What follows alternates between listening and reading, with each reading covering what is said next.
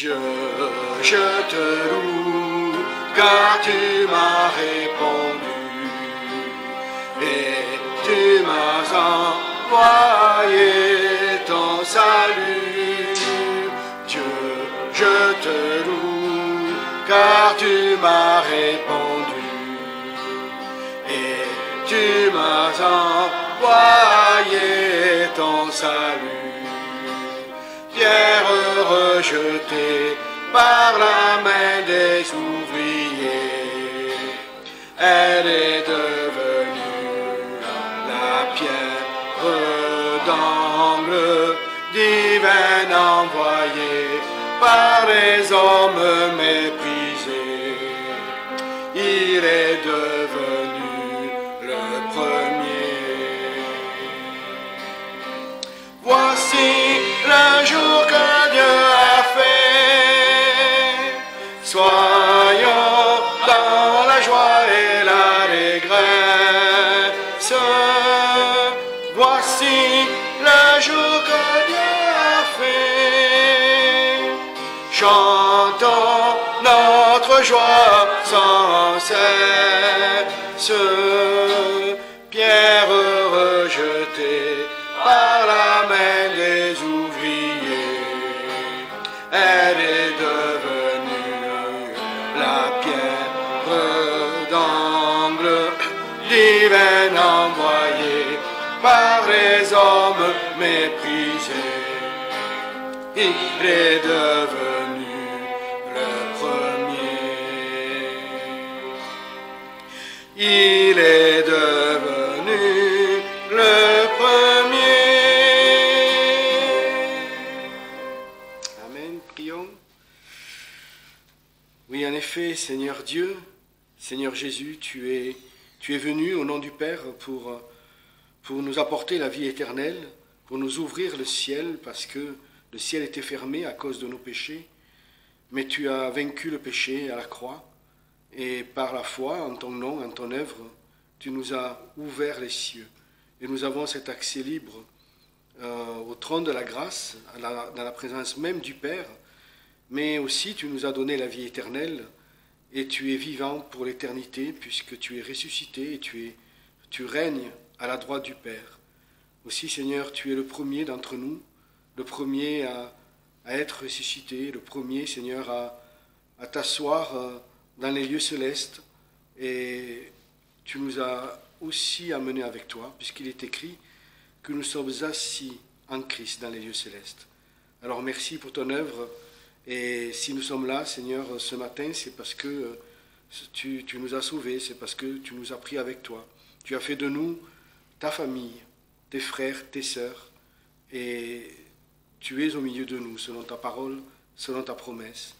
Et nous te prions donc de conduire ces moments, de bénir ces moments de communion fraternelle, mais aussi de communion avec toi et avec le Père, afin que dans toutes ces choses, Seigneur, ton nom et le nom du Père soient glorifiés. Amen. Continuons avec le chant numéro 125.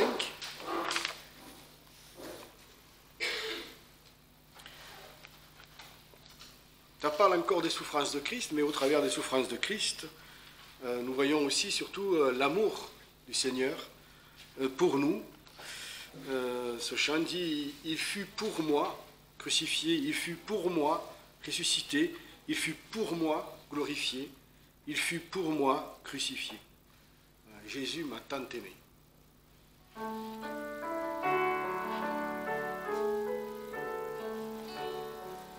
Le Fils de Dieu vint sur la terre, mourir pour moi, car il m'aimait. Est-il de plus profond mystère, d'amour plus grand et plus parfait? Jésus m'a tant aimé, Jésus m'a tant aimé, il fut pour moi crucifié, Jésus m'a tant aimé. Pour jamais ton sang pur efface mes péchés, mon iniquité, et tu fais de moi par ta grâce un enfant de l'éternité. Jésus m'a tant aimé, Jésus m'a tant aimé, il fut pour moi ressuscité, Jésus m'a tant aimé. Tu connais toute ma carrière, tu me conduis jour après jour, je marche à ta pure lumière, toujours gardé par ton amour. Jésus m'a tant aimé, Jésus m'a tant aimé, il fut pour moi glorifié, Jésus m'a tant aimé. Jésus-Christ est toujours le même, il sauve encore parfaitement. Qui que tu sois, ce sauveur t'aime, bien cœur brisé, bien confiant. Jésus m'a tant aimé, Jésus m'a tant aimé, il fut pour moi crucifié, Jésus m'a tant aimé. C'est extraordinaire de pouvoir chanter que Christ a été glorifié pour nous. Il était dans sa gloire, mais en fait, comme il s'est rabaissé, il a été rétabli, mais tout cela pour nous. Nous devons aimer Dieu, effectivement, mais comprenons de quel amour Dieu nous aime. On va lire ce matin 1 Pierre 1 Pierre chapitre 1, à partir du verset 14.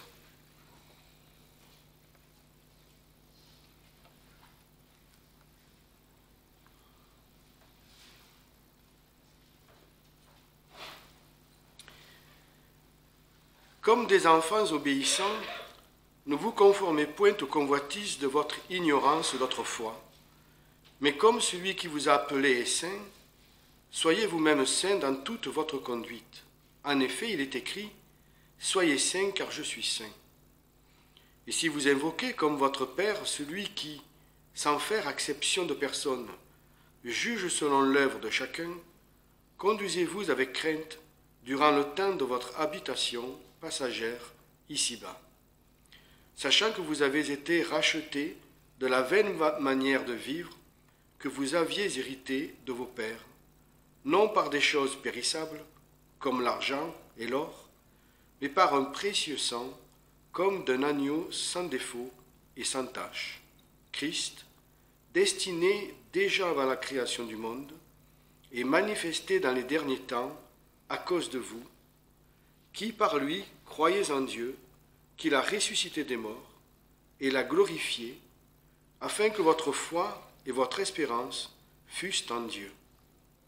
Ayant purifié vos âmes, en obéissant à la vérité par l'Esprit, pour avoir un amour fraternel et sans hypocrisie, aimez-vous avec constance les uns les autres d'un cœur pur, étant régénérés non par une semence corruptible, mais par une semence incorruptible, par la parole de Dieu qui vit et qui demeure éternellement. Car toute chair est comme l'herbe, et toute la gloire de l'homme comme la fleur de l'herbe. L'herbe sèche et sa fleur tombe, mais la parole du Seigneur demeure éternellement, et c'est cette parole dont la bonne nouvelle vous a été annoncée. Alors, le point principal, je dirais, de ce passage, et même peut-être de toute la parole, en tout cas un des points principaux de la parole, c'est « Soyez saints, car je suis saint. Alors on sait que Dieu est saint, et on sait qu'on est appelé à la sainteté. On sait qu'on marche dans la sanctification, c'est-à-dire dans une marche progressive vers la sainteté. Mais est-ce que nous comprenons vraiment quel est le sens de la sainteté de Dieu, quelle est la portée de la sainteté de Dieu, ce qu'est réellement la sainteté de Dieu? Dieu étant saint, il ne peut supporter, je dirais, même la moindre odeur, la moindre odeur de quelque chose de souillé. C'est pour lui une abomination. Dans l'Ancien Testament, il y a deux exemples qui peuvent étonner. C'est que une personne qui touchait un mort était considérée comme souillée. Même si c'est par accident, il n'a pas péché. Dieu n'a pas dit il a péché, sinon il aurait été frappé. Non, non, il est souillé. Il a touché un mort, il est souillé. Ou il a été touché par un mort, il est souillé. Une femme également, lorsqu'elle accouche, elle est regardée par le Seigneur comme étant souillée. Et donc, dans ces deux cas, il fallait être exclu même du peuple, mis à l'écart, et attendre un temps de purification pour revenir au milieu du peuple. Ça paraît étrange. Mais dans ces deux cas, on est souillé.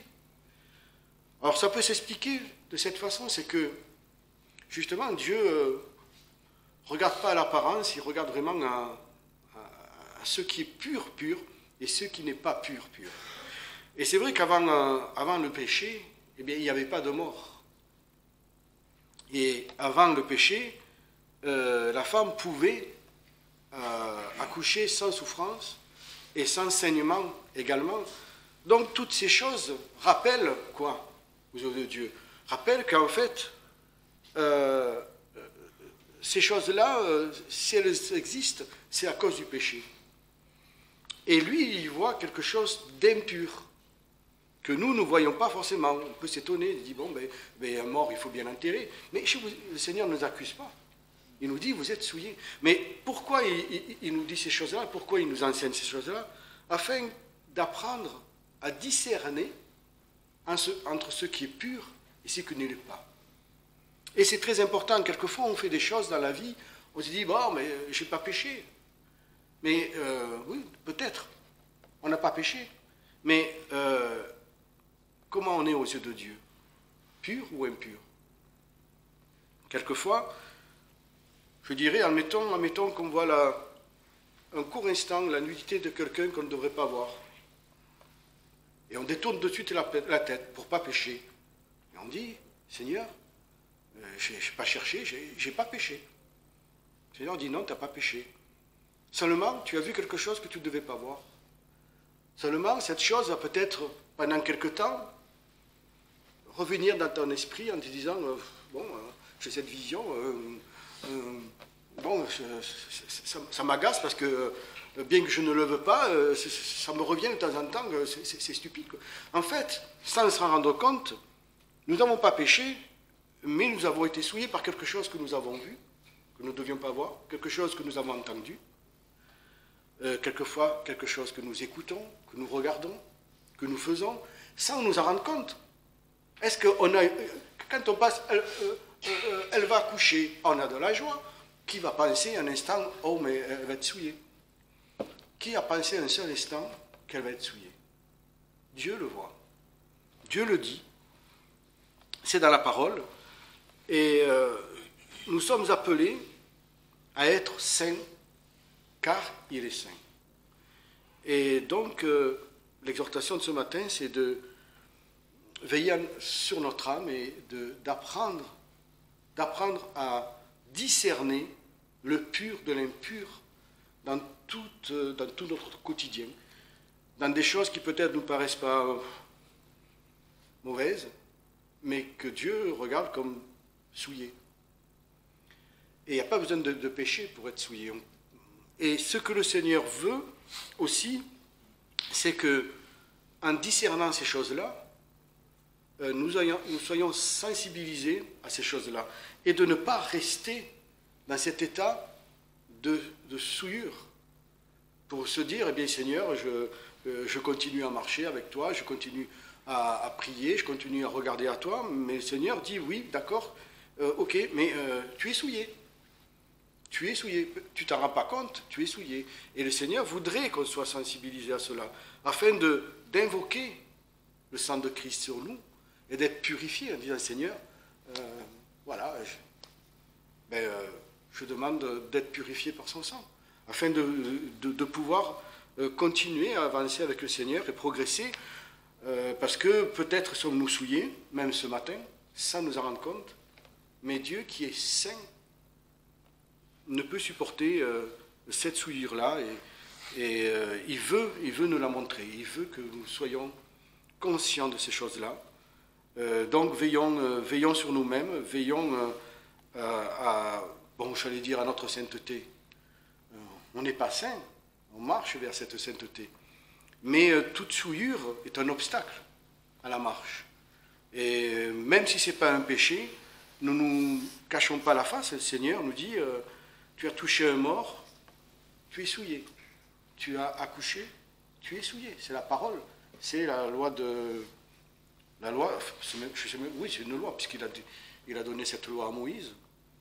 Voilà, donc nous sommes sur le sang de Christ, on n'est pas obligé d'avoir un temps de purification, on peut directement demander au Seigneur de nous purifier, mais pensons à ces choses-là. On va continuer avec le numéro 298.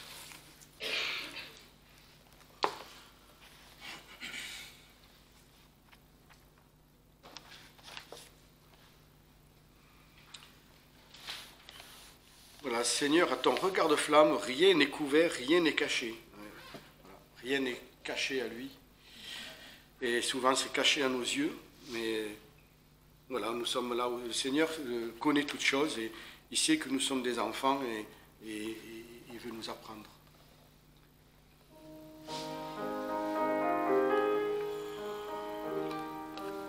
Seigneur, à ton regard de flamme, rien n'est couvert, rien n'est caché, qu'il pénètre au fond de notre âme et qu'il juge en nous le péché, qu'il juge le péché. Cœurs et nos pensées, nos plus intimes souvenirs, nos œuvres présentes passées, sont de nos plus secrets désirs, nos plus secrets désirs, qu'à la lumière tout paraisse, pour que tout soit purifié, et quand nous ton esprit ne laisse rien qui ne soit sanctifié,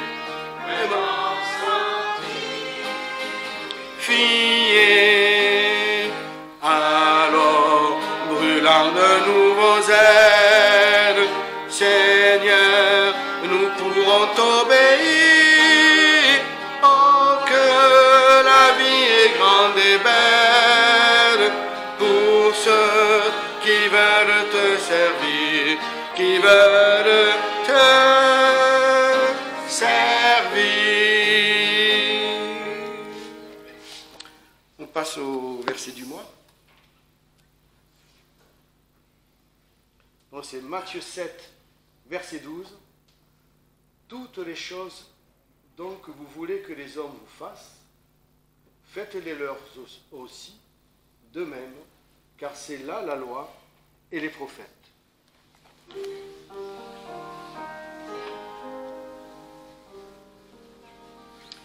Oh, voir Jésus, c'est notre vœu suprême, le contempler dans toute sa beauté, voir sur son front le brillant diamant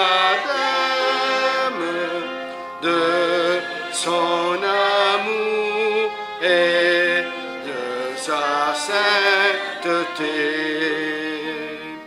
Oh, voir Jésus, entendre sa parole, goûter en paix son message divin. Laisser agir l'esprit qui se console et réjouit le cœur du pèlerin.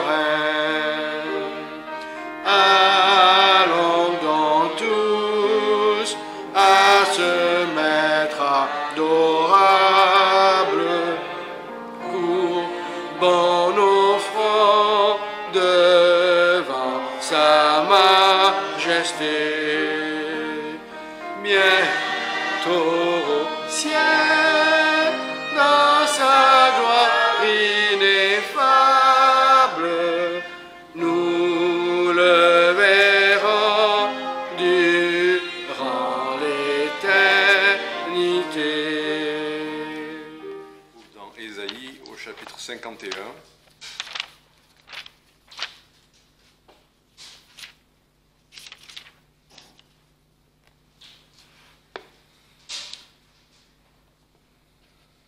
Je vais prier. Seigneur, nous te rendons grâce de parler au cœur de chacun de ceux qui sont ici, chacun dans ses besoins, chacun quand il a besoin d'être consolé, fortifié, encouragé, exhorté ou corrigé ou repris, Seigneur. Quoi que tu aies à dire, Seigneur, qu'on soit attentif, qu'on tende l'oreille.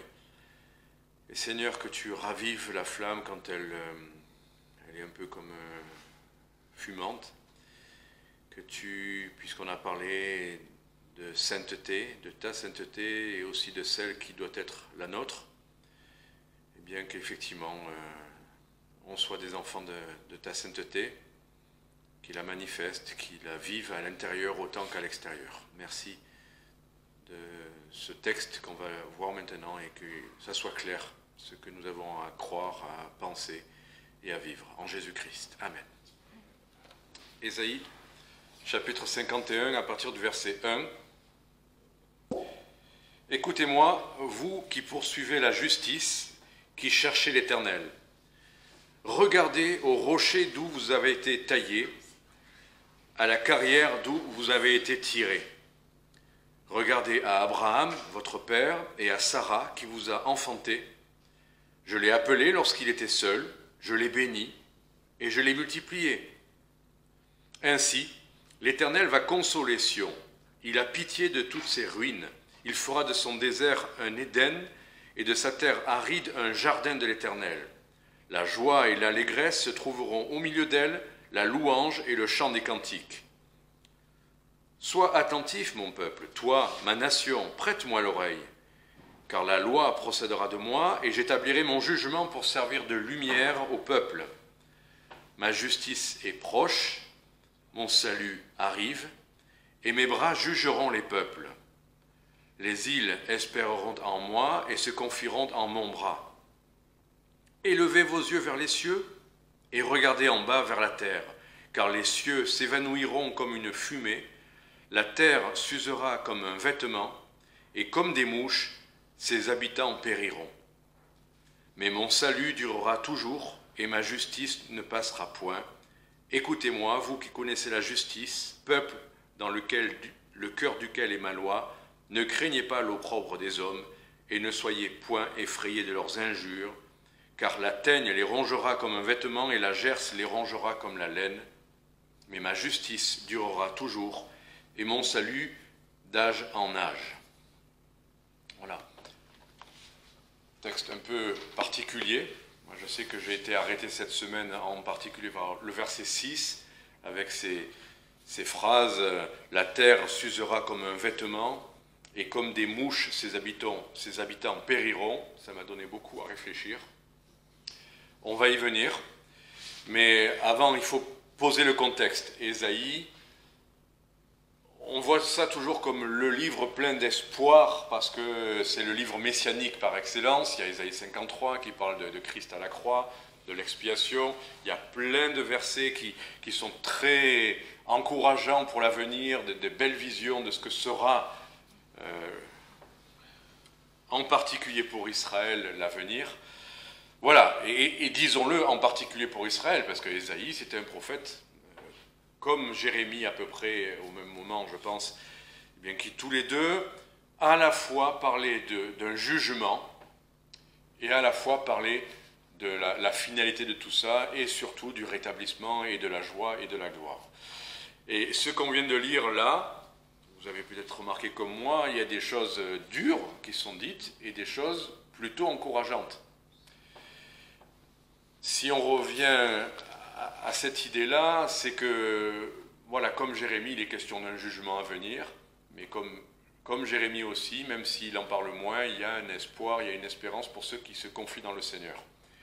Et là, ce chapitre 51, si on va au verset 16, on va comprendre les paroles de consolation, et ça posera un peu mieux le contexte, verset 16 de Ésaïe 51. « J'ai mis mes paroles dans ta bouche, et je t'ai couvert de l'ombre de ma main pour rétablir les cieux et fonder la terre, pour dire à Sion, tu es mon peuple. Réveille-toi, réveille-toi, lève-toi, Jérusalem, qui a bu de la main de l'Éternel la coupe de sa colère, qui a bu et sucé jusqu'à la lie la coupe d'étourdissement. Il n'y en a aucun pour la conduire, de tous les enfants qu'elle a enfantés. Il n'y en a aucun pour la prendre par la main, de tous les enfants qu'elle a nourris. Ces deux choses te sont arrivées, et qui te plaindra ? La dévastation et la ruine, la famine et l'épée. Comment te consolerai-je ? Tes enfants sont défaillants, couchés à tous les carrefours des rues, comme un cerf dans un filet, chargé de la colère de l'Éternel et de l'indignation de ton Dieu. C'est pourquoi écoute ceci, toi qui es affligé, ivre, mais non pas de vin. Ainsi a dit l'Éternel ton Seigneur, ton Dieu qui défend la cause de ton peuple. Voici, j'ai pris de ta main la coupe d'étourdissement, le calice de ma colère, et tu n'en boiras plus désormais, et je le mettrai dans la main de tes oppresseurs, de ceux qui disaient à ton âme, prosterne-toi pour que nous passions, et tu faisais de ton dos comme une terre et comme une rue pour les passants. On comprend mieux le contexte dans lequel le Seigneur parle à ce moment-là, et comme notre sœur partageait tout à l'heure un verset sur Jérusalem, là on voit que c'est à Jérusalem, premièrement, que s'adresse ce chapitre, ces paroles du prophète. Donc oui, par extension, on peut s'appliquer en partie certaines choses qu'il y a là-dedans, mais reconnaissons qu'on n'est pas, nous, dans nos vies, littéralement comme ça, avec nos enfants défaillants, couchés à tous les carrefours des rues, ayant subi le châtiment, la colère de Dieu. C'est Christ qui l'a subi à notre place. Donc il y a des choses dans ce texte qui sont bien à Jérusalem, et là pour le coup on comprend, parce que ça c'est bien l'histoire de Jérusalem. On le sait, Jérusalem a subi des invasions, Jérusalem a été brisée par les Romains, a été ensuite, là on vient de le voir, des oppresseurs qui passent sur cette terre comme sur le dos de gens, enfin, et ça c'est l'histoire de Jérusalem. Effectivement, il y a eu les Ottomans, il y a eu siècle après siècle ces choses-là. Et pourtant, il y a aussi ces paroles, j'ai mis mes paroles dans ta bouche, je t'ai couvert de l'ombre de ma main pour rétablir les cieux et fonder la terre. Comment les paroles que Jérusalem aurait reçues pourraient servir à fonder la terre? Enfin, il y a des choses qu'on ne comprend pas littéralement dans ce texte-là. Mais revenons au tout début. Donc, Dieu s'adresse à un peuple qui vient de subir quand même une dévastation. Et parler à quelqu'un qui vient de subir une telle épreuve, on peut comprendre qu'il ait du mal à entendre. Comme on dit, on est sous le choc. J'avais le mot groggy qui venait à l'esprit comme groggy, mais justement, littéralement, il dit qu'il lui parle comme si c'était, au verset 21, ivre, mais non pas de vin. Quand on subit un tel choc, une telle dévastation, une telle violence, on est effectivement comme ivre. Enfin, on ne sait plus où on en est, c'est ça que ça veut dire. Et pourtant, le Seigneur dit, ben, j'ai mis en toi mes paroles, et puis il y a toutes ces paroles grandioses, de joie, de cantiques, de louanges, de bénédictions. Et quand on est dans cet état, on ne peut pas imaginer un seul instant que ça puisse être à nouveau comme ça. Comment Jérusalem, qui a été dévastée, pourrait être à nouveau la ville qui fait briller la gloire de Dieu. Comment on a du mal, quand on vient de subir une telle épreuve, d'imaginer que quelque chose de bon encore puisse venir. On est tellement imprégné de la douleur, des gémissements, de la souffrance et du choc. Et dans ces moments-là, ben voilà, c'est ça que j'aimerais qu'on voit aujourd'hui. Bien sûr, on subira pas, on n'a pas à subir ce que Jérusalem a subi, mais il peut arriver qu'on traverse nous aussi des épreuves qui nous laissent dans cet état. Enfin, voilà, la violence de ce qui s'est passé, la douleur, la dévastation dont il est question. Bien, le Seigneur va nous trouver les mots pour nous remettre, comme on dit, en selle, enfin entre guillemets. Je sais que je vous avais raconté c'était une toute petite anecdote, mais quand j'étais allé en Irlande, quand on est allé avec Mylène voir Zoé, on avait prévu tout un programme, c'était magnifique, Zoé avait prévu les étapes, et je devais louer une voiture, donc on avait loué la voiture, et vous vous souvenez, je vous l'ai raconté, dans les 5 minutes qui ont suivi, je me suis débrouillé dans une rue où il n'y avait personne, de rentrer dans une voiture à côté de moi. Donc, et j'ai jamais eu d'accident. Je veux dire, en France, je suis tout à fait à l'aise. Mais là, le volant de l'autre côté, tout seul, j'ai défoncé une BMW, toute neuve. Et la mienne, la nôtre. Et c'est vraiment, c'était quelque chose qui m'a complètement déstabilisé. Et pendant plusieurs jours, après, même pour marcher dans les rues, comme les voitures arrivent de notre endroit, parce que alors, le pasteur qu'on connaissait, il est venu me voir et il me dit, oui, enfin, c'est très, très vrai ce qu'il dit, mais à la fois, il me dit, oui, tu sais, qu'est-ce qu'on dit à un enfant qui, quand il vient de tomber du cheval, on lui dit, ben, remonte sur ta selle. Donc, je devais relouer une voiture et j'ai dit, désolé, je ne prendrai pas une voiture. Non, désolé, c'est dans une rue tout seul, sans personne, je défonce une autre voiture. Quand je vais prendre le périphérique, quand je vais rouler sur les autoroutes et tout ça, non. Alors là, j'ai dit non, je ne remonte pas sur la selle. Je suis désolé. Et ça a été long de me remettre. J'ai eu d'autres petites choses comme ça. Donc vous imaginez un petit micro-événement comme ça qui vous bouleverse intégralement de l'intérieur. Tous vos repères, vous ne savez plus où vous en êtes. Alors imaginez quand des choses aussi terribles arrivent, qui sont arrivées à Jérusalem, ou des épreuves bien plus graves que ce petit accrochage de voiture, qu'est-ce que ça peut faire à chacun de nous. Alors le Seigneur, là, ben oui, lui, il veut, entre guillemets, nous remettre en selle, enfin, c'est une image, mais il veut qu'on reprenne nos sens et qu'on reparte, qu'on aille à nouveau de l'avant. Il faut d'abord nous remettre d'aplomb, et après, il faut qu'il nous montre à nouveau la direction qu'on doit prendre, parce que l'histoire ne s'arrête pas là.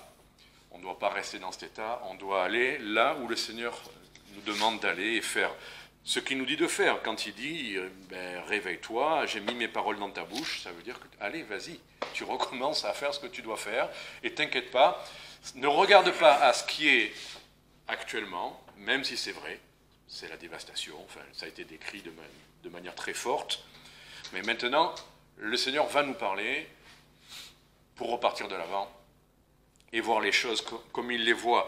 Et en fait, ce qui est intéressant, c'est que sans faire abstraction de la situation, il lui dit, regarde un peu en arrière déjà, ça va t'aider. J'ai du mal à comprendre ça des fois, comment regarder en arrière, ça va nous aider pour l'avenir. Mais oui, regarder des fois en arrière, ça veut dire d'où on vient, ce qu'on est. Parce que d'où on vient, c'est ce qu'on est, en grande partie.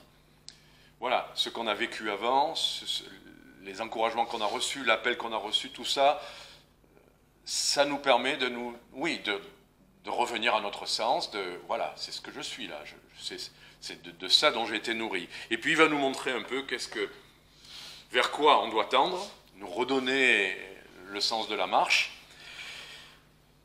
C'est très théorique, tout ce que je vous dis là, ça a l'air très théorique. Mais ça peut quand même parler au cœur, vous allez voir pourquoi. Donc regardez en arrière, donc on revient au verset 1. Il dit, écoutez-moi, vous qui poursuivez la justice et qui cherchez l'Éternel. Voilà, vous aimez le Seigneur, écoutez-moi, regardez. Donc il nous demande de regarder en arrière. Regardez au rocher d'où vous avez été taillé, à la carrière d'où vous avez été tiré. De quoi nous sommes faits, où nous avons été trouvés. Regardez réellement ce que vous êtes. Et verset 2, regardez à Abraham, votre père, et à Sarah qui vous a enfanté. Je l'ai appelé lorsqu'il était seul, je l'ai béni et je l'ai multiplié. Ainsi l'Éternel va consoler Sion, etc., etc. Donc le Seigneur demande de regarder d'où nous venons, de quoi nous sommes faits, de quoi nous avons été tirés. Et il prend l'exemple d'Abraham, j'aime bien, parce que Israël aime bien s'identifier à Moïse plutôt. Mais Dieu veut aller encore plus loin que ça. Il veut qu'on s'identifie à Abraham. Quand vous lisez l'épître aux Galates, c'est Abraham qui est pris comme notre modèle. Nous sommes des enfants d'Abraham. Et en l'occurrence, qu'est-ce que nous sommes? Quel que soit l'état dans lequel nous sommes, quoi que nous ayons vécu, le Seigneur nous dit, mais rappelez-vous, Abraham. Qu'est-ce que nous avons en commun avec Abraham? Pourquoi nous sommes... Simplement, il a été appelé, il était seul. Voilà. Parce que, justement, là, Jérusalem, il y a eu des carnages, enfin, c'était terrible. Et il y a ce sentiment d'amoindrissement, on n'est presque plus rien après de telles choses. On ne se sent rien. Vous l'avez déjà vécu, ça. Moi, le moment où j'ai eu ma dépression, avant, je faisais des études pour être prof de sport, je me sentais fort, enfin, entouré d'amis, on se sentait jeune et fort. Et puis j'ai eu cette espèce de dépression, et d'un coup, je me sentais tout petit et tout faible. Au milieu de ces mêmes amis, je les sentais, eux, ils n'étaient pas dépressifs, ils étaient forts toujours dans la vie, dans l'assurance, et moi, j'étais tellement amoindri, tellement devenu faible et fragile, je me sentais tout petit, et voilà. Et le Seigneur dit, oui, d'accord, tu te sens comme ça, mais rappelle-toi, ton exemple, c'est Abraham. Il était seul. Et regarde ce que j'en ai fait. Je l'ai appelé, je l'ai choisi. À lui, je lui ai parlé. Et c'est le seul à qui j'ai parlé. Abraham. Toute l'histoire de la Bible commence avec Abraham. L'histoire d'Israël commence avec Abraham, l'histoire des chrétiens. Et la continuité de cette histoire-là. Un homme seul, je l'ai appelé, je l'ai béni. Et je l'ai multiplié. Rappelle-toi ça. Ne regarde pas à ce que tu es, comment tu te sens. Quand on fait de l'évangélisation, l'autre jour j'en parlais un peu à Mathieu, on allait distribuer jeudi, donc très encouragé. Moi je suis ravi de voir que Jo était là et que Anita aussi était là. Je me sentais multiplié. Voilà, c'est bien. Mais bon, c'est pas moi, c'est eux. Mais quoi qu'il en soit, alors on se demandait comment ça allait. Je lui dis, bon écoute, j'aime bien parler franchement. J'ai dit, la semaine dernière, je me sentais en pleine forme, mais physiquement. Je montais les escaliers, je n'étais pas essoufflé, j'avais la pêche, j'avais l'impression que maintenant ma vie, à nouveau, ça allait être comme si j'étais jeune. Et j'ai dit, cette semaine, c'est drôle, pourquoi? Mais là, j'ai plutôt l'impression d'être un sous-marin. Mes jambes sont molles, je monte les escaliers, je suis essoufflé. Qu'est-ce qui s'est passé entre l'un et l'autre? J'en sais rien. Mais peu importe. Ce n'est pas nos états d'âme, nos états émotionnels qui importent. Qu'est-ce qui est dans ce qu'on vient de lire? C'est je l'ai appelé, je l'ai béni et je l'ai multiplié. Donc, fort ou faible, en forme ou pas en forme, si on fait ce que le Seigneur nous demande, c'est tout. Se rappeler toujours de ça. Si le Seigneur nous appelle, si le Seigneur nous demande quelque chose, si le Seigneur nous bénit, et multiplier. La bénédiction ne vient pas de nous, la multiplication ne vient pas de nous, les fruits ne viennent pas de nous. Simplement, le Seigneur dit, rappelle-toi de ça. Comme Abraham, je l'ai appelé, il était tout seul, il n'était rien, et regarde ce que j'en ai fait. Aujourd'hui, tu te lamentes parce qu'on n'est plus des millions, ou Jérusalem.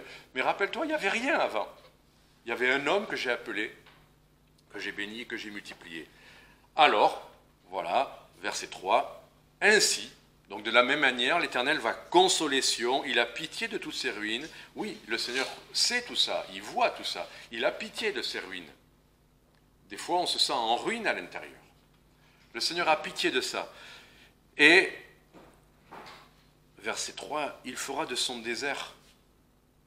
On peut se sentir en ruine, on peut se sentir un désert, mais le Seigneur a pris l'exemple d'Abraham pour nous dire simplement, mais t'inquiète, je vais consoler. je vais consoler Sion, et je ferai de son désert un Éden.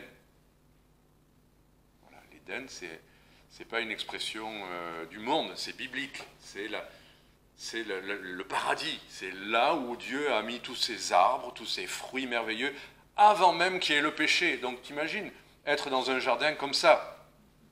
Des fois, moi je vois quand on ouvre nos ordinateurs maintenant, Windows nous envoie des belles photos de montagnes. Franchement, ça me fait du bien. Hein. Quand je vois ça, ça me fait du bien de voir ces lacs de montagne immaculés, la beauté des ciments neigés. Voilà, ça me fait du bien. Et là, Dieu dit encore mieux, le désert d'Éden, même sans la corruption. Je ferai de ton désert quelque chose que tu ne peux pas imaginer, un jardin magnifique de l'Éternel, et la joie et l'allégresse se trouveront au milieu d'elle, la louange et le chant des cantiques. Voilà, dans un désert, dans la désolation, on ne chante pas, on n'a pas de joie, pas de cantique. Ben, le Seigneur dit, mais je vais consoler ces ruines, j'en ferai un Éden, une terre aride qui va devenir un jardin de l'Éternel. Imaginez quand c'est Dieu lui-même qui fait un jardin. Joie, allégresse, louange et chant de cantique. Voilà ce que le Seigneur promet. À nos ruines, enfin, à notre désolation. Voilà ce qu'il promet. Et quand on revient à Abraham, on se rappelle son début et on sait tout ce que Dieu a fait pour sa postérité.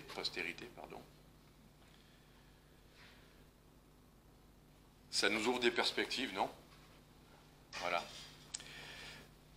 Alors, le Seigneur nous fait entrevoir d'autres choses aussi. Parce qu'il y a notre propre histoire, mais il y a aussi... ça m'était difficile de comprendre pourquoi Dieu mettait la justice dans tout ça. Nous, on voulait bien la consolation, ça nous suffit. Si Dieu, tu nous bénis à nous, si tu nous consoles, ça me va. Mais il y avait aussi l'idée de la justice. Et là, Dieu dit, verset 4, « Sois attentif, mon peuple, toi, ma nation, prête-moi l'oreille, car la loi procédera de moi, et j'établirai mon jugement pour servir de lumière au peuple. » Là, maintenant, Dieu élargit. Il élargit au peuple, c'est-à-dire à la terre, aux nations, celles qui venaient d'écraser Jérusalem, les ennemis, parce que ce n'est pas juste la terre, comme on voit, Dieu voit tout, mais il voit aussi les ennemis. Et Dieu dit, mon jugement va servir de lumière aux nations. Mon jugement. Parce que les nations, alors là maintenant revenons à la situation actuelle, à l'actualité, les nations, le jeu des nations, c'est quoi? Est-ce qu'on peut dire, il y a un pays, c'est les gentils, les autres, c'est les méchants? Le jeu des nations, c'est un jeu terrible. Si on peut écraser la tête de son voisin pour avoir plus pour soi, les hommes le font, les nations le font. Ne voyez pas les présidents comme des braves gens, ni pire que nous. Les nations, c'est le jeu des humains. Voilà, c'est pareil, chacun veut tirer avantage. Et avec de l'injustice, avec des manipulations, avec des calculs, avec des choses terribles. Alors Dieu dit quand même, non seulement il console les siens, mais il dit, ma justice, verset 5, ma justice est proche. Il y a des choses terribles contre les chrétiens, il y a des choses terribles qui se font littéralement, dans l'histoire de l'humanité, ce n'est pas la première fois. Mais Dieu dit, ma justice est proche, mon salut arrive. Mon salut, ce n'est pas juste nous consoler, ce n'est pas juste nous faire du bien, ça va plus loin que ça, c'est sur la terre entière que Dieu va mettre de l'ordre. Sur la terre entière qui va juger. Il y a eu des dictateurs, bien sûr, il y a eu les Juifs qui ont été, mais il n'y a pas que des Juifs, il y a aussi des ethnies entières dans plein de pays qui ont été massacrés.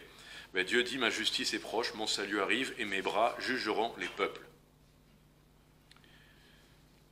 Les îles espéreront en moi et se confieront en mon bras.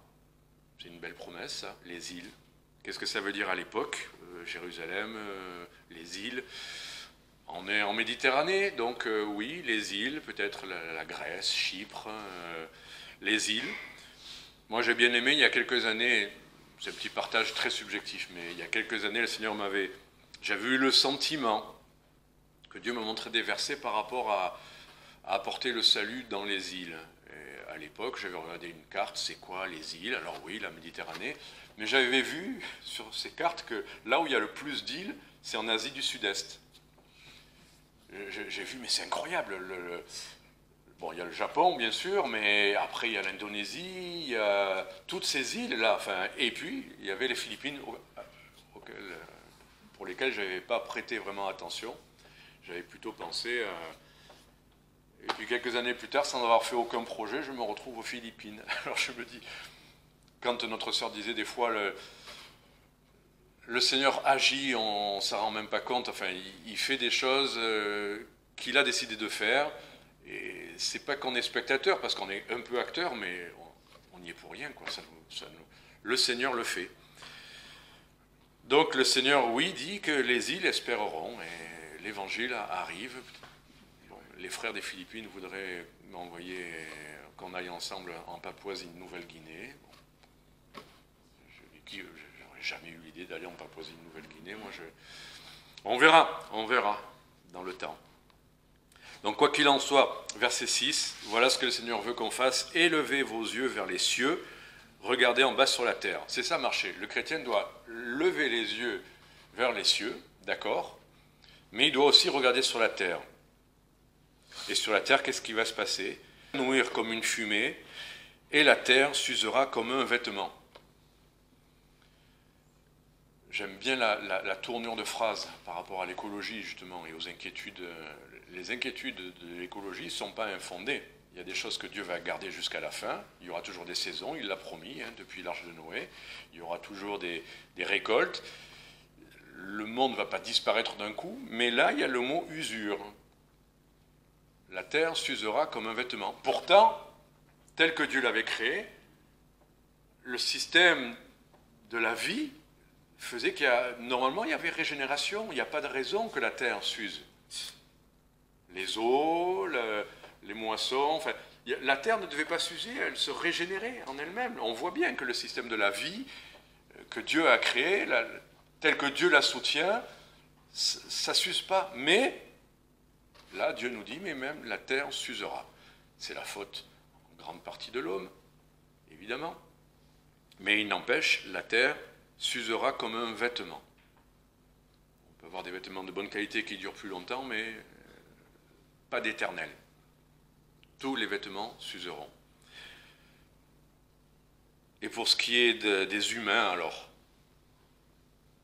c'est assez terrible aussi.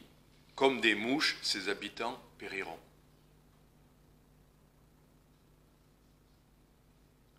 Comme des mouches, ses habitants périront. Comme rien, en masse. En masse.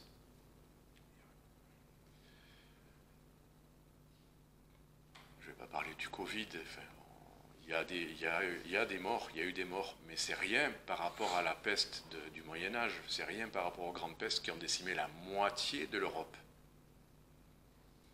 Et quand on sait ce que Dieu dit des temps de la fin, oui, les humains périront comme des mouches. Vous allez dire, oula, c'est drôlement encourageant ce qu'il nous raconte. Mais Dieu nous dit de regarder à ça aussi. Dieu nous dit de regarder à ça aussi. Pourquoi? Mais pour voir ce qui importe vraiment. Ce qui importe vraiment. Est-ce qu'on a assez de pantalons ou de paires de chaussettes Le Seigneur dit, oui, quand tu sais de quoi on parle là? Les humains périront comme des mouches.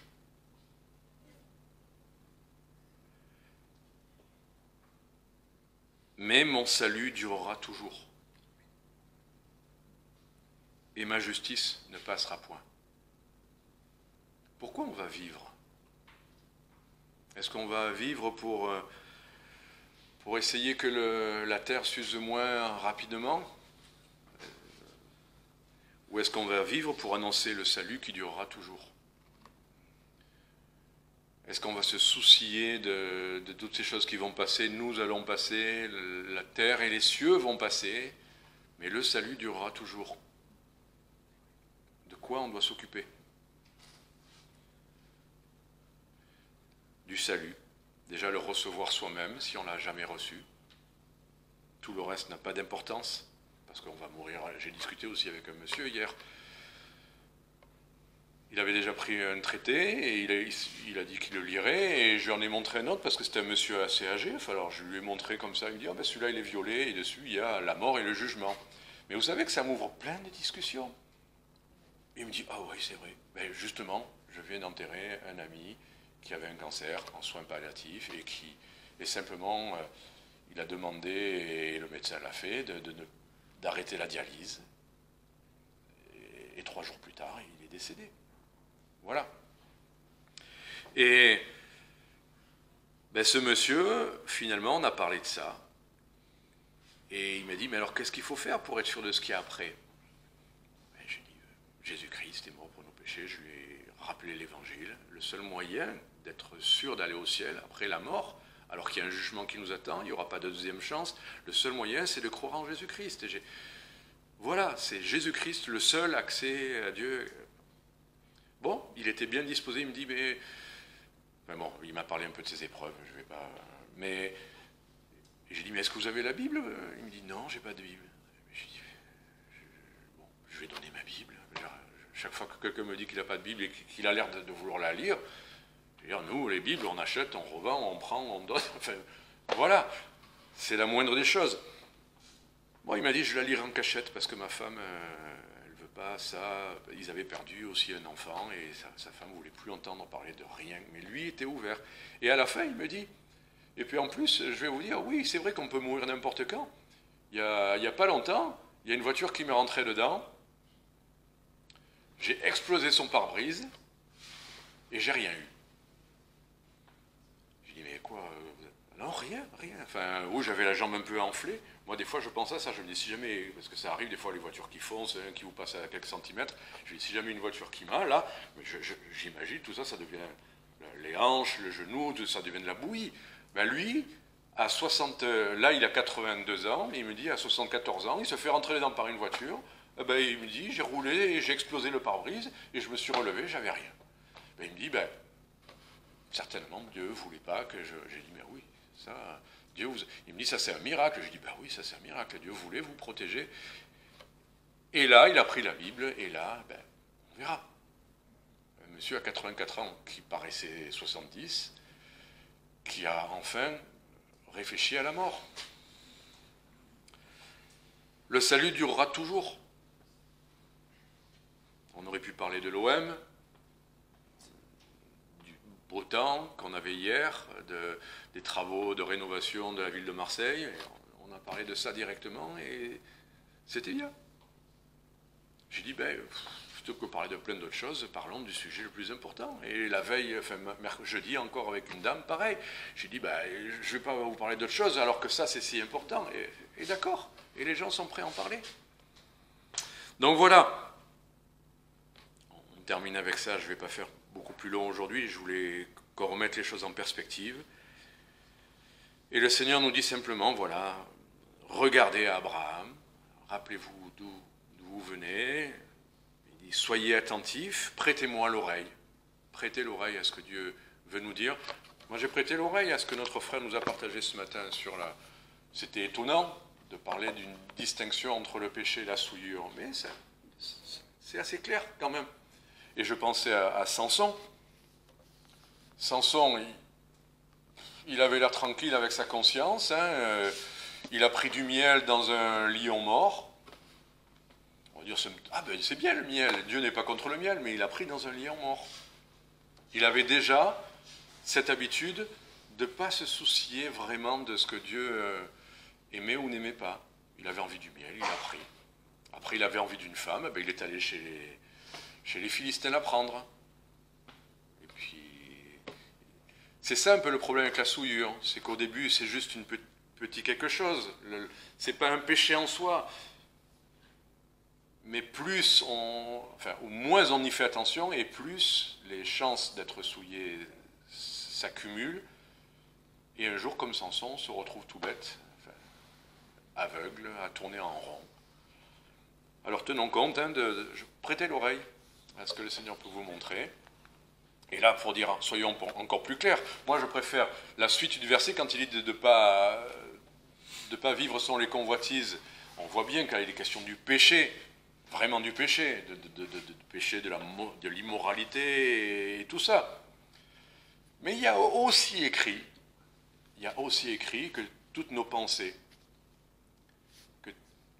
doivent être pures, honorables, etc., etc. Donc, des petites images qui nous passent, on n'a pas péché, on n'a pas commis adultère, mais de rien, voilà. C'est ces choses-là dont on doit se purifier, que tout ce qui est vrai, tout ce qui est honorable, tout ce qui est digne de louange, soit l'objet de vos pensées. Voilà, donc prêtons l'oreille à ce que le Seigneur peut nous montrer. J'hésitais, je ne voulais pas rendre grâce, j'avais envie. Merci Seigneur pour la pensée de ce matin, qui est... Bon, c'était peut-être gênant pour ceux qui étaient en train de... Voilà, alors le Seigneur a permis que je partage ça maintenant, mais prêtons l'oreille à tout ce que le Seigneur peut nous montrer, des paroles de consolation, de répréhension, d'encouragement, et dans toutes circonstances, rappelons-nous qu'on n'est pas mieux qu'Abraham, mais si Dieu décide de nous appeler, de nous montrer quelque chose, de bénir et de multiplier, allons-y. Voilà, ne tenons pas compte de l'état dans lequel on est. Voyons les choses comme Dieu veut qu'on les voit, regardons en arrière et puis regardons en avant. Ça fait un peu leitmotiv, hein, excusez-moi, mais allez de l'avant. Ben oui, mais des fois, c'est ce que le Seigneur nous montre, hein, et il ne te soucie pas de tout, de ton état, va de l'avant, je te montre, vas-y, que le Seigneur vous bénisse. La lutte suprême. Alors il y a plusieurs luttes, mais c'est un même combat, comme nous l'a dit notre sœur, c'est le combat contre les esprits malins dans les lieux célestes qui agissent sur la terre. Mais voilà, nous avons plusieurs types de combats, mais nous savons que quel est l'ennemi, c'est le même.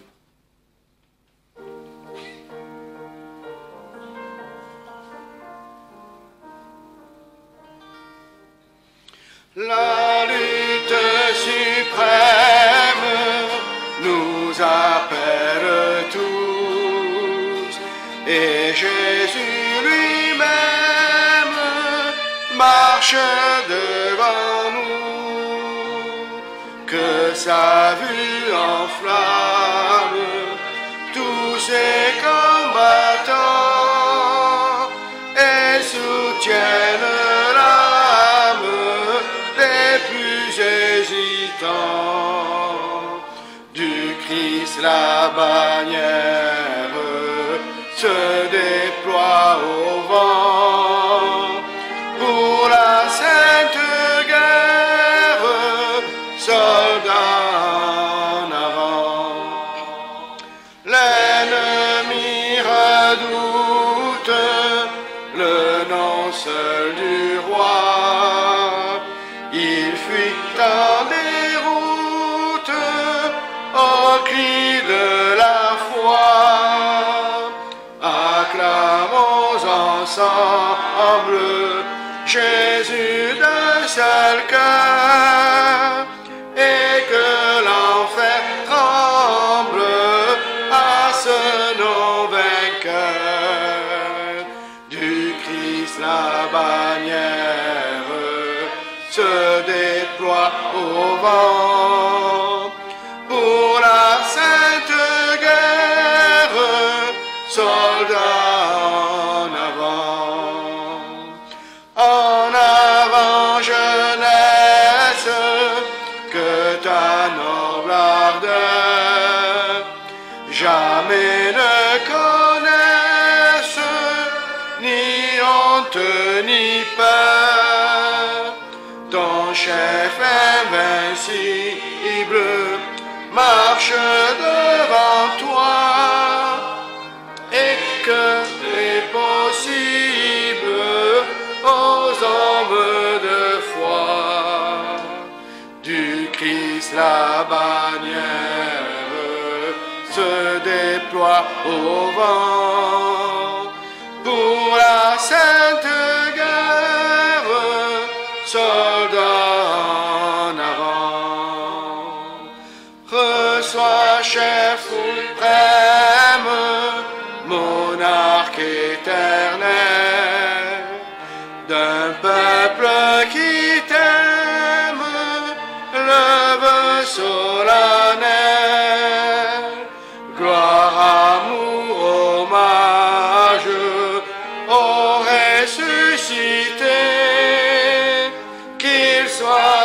d'âge en âge, pour tout exalter.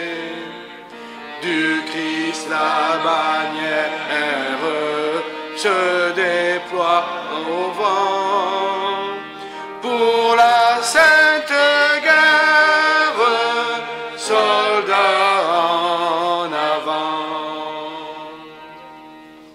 Que Dieu vous bénisse durant cette semaine.